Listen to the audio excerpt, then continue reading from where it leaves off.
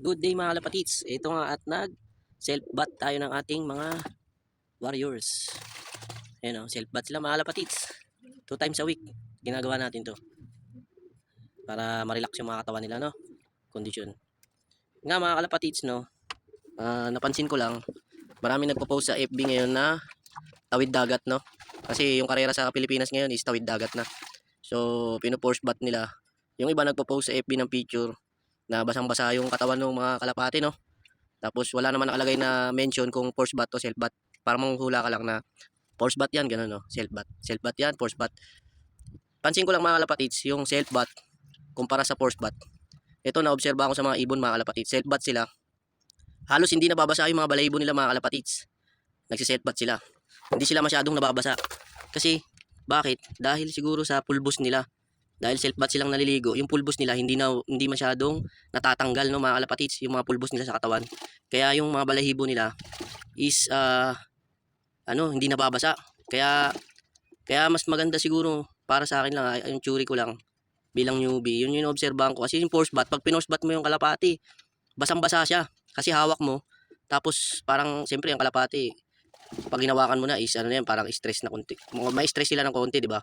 Tapos yung balahibo nila, mabilis silang nababasa. Baga yung pulbos nila nauubos agad, nawawala sa balahibo, no. Parang yun lang inoobserbahan mga kalapatids. Kasi ito, halos naligo na yung mga yan. Ayan o, nakaligo na yan. Pero yan o, yan, basang-basa na yan. Nakababad yan dito. Yan, si Gupal hindi na nababasa. Yung balahibo, pulbos na pulbos pa rin kasi. Hindi siya nababasa.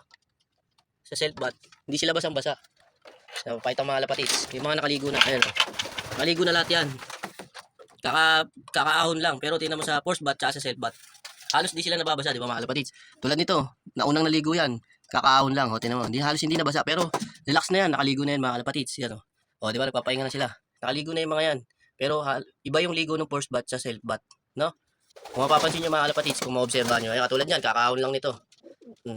Ngayon, mapapansin mo na self bath siya kasi hindi siya pinersa.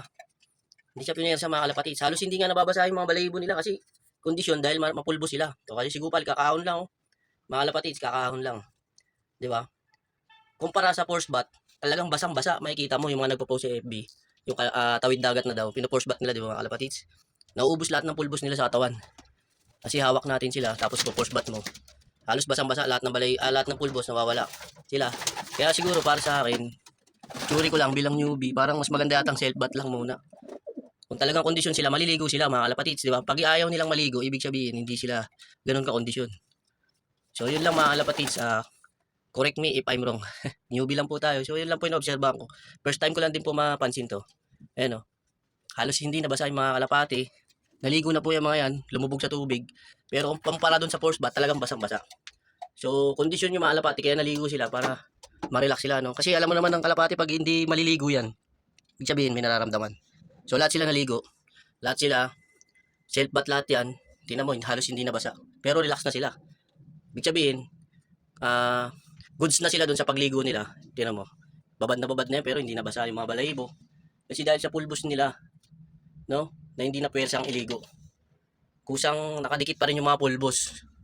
No, mga kalapatids, basang-basa yan. Ito, kanina pa to, babad yan. Pero halos hindi nabasa. Pulbos kasi. So, pag tatawid ka ng dagat, to, babagyo, ulan. Parang ganun lang mga kalapatids, sumuulan. Kung di mo sila ipopost ba, tapos si Kaarera, no, tapos tatawid ng ulan, hindi sila mababasa. Mga kalapatids, yun lang parang yung tsuri ko. Kung dadaan sila sa ulan, tapos hindi sila na force bath nung bago sila i-kondisyon, punong-puno pa rin sila ng pulbo sa katawan. Kaya pag dumaan sila sa ulan, malakas na ismas na ulan, tatagos lang yung tubig sa balahibo nila kasi pulbos na pulbos yung katawan nila. Meron silang panangga. Kaya parang para sa akin, parang mas mainam yung self bath lang sila.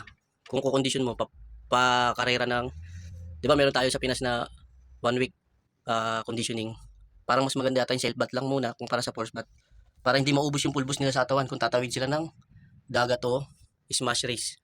Parang yun lang sa akin. Correct me if I'm wrong mga kalapatids. Kasi yun, bilang po tayo. Ewan ko lang po kung ganun yun. Pero parang yun lang po yung napansin ko kasi halos walang nabasang balahibo eh. Dahil sa mga pulbo siguro mga kalapatids. Tumatagos lang yung tubig. Tsaka napansin ko yung tubig, dumudulas dun sa mga balahibo nila. Hindi siya parang nababasa. Parang foam na, alam mo yung foam pagka nabasa, higupin yung tubig. Sila wala, tumatagos lang, tumatalsik, dumudulas yung tubig mga kalapatids. Ito, kahit lugon yan, no? Pero hindi nabasa kasi dumudulas yung tubig eh. Yung basa lang sa kanila, sigurado dyan, malamang, mas maraming basa yung sa ilalim ng katawan, sa dibdib. Pero dyan sa mga taas, yan, dumulas lahat ng tubig. So, yun lang mga kalapatids. Sana nakakuha tayo ng konting tip. Newbie lang din po tayo. If I'm wrong, correct me lang mga kalapatids, or bigyan nyo rin po ako ng tip sa mga veterans dyan. Yun, God bless and peace out. Yo.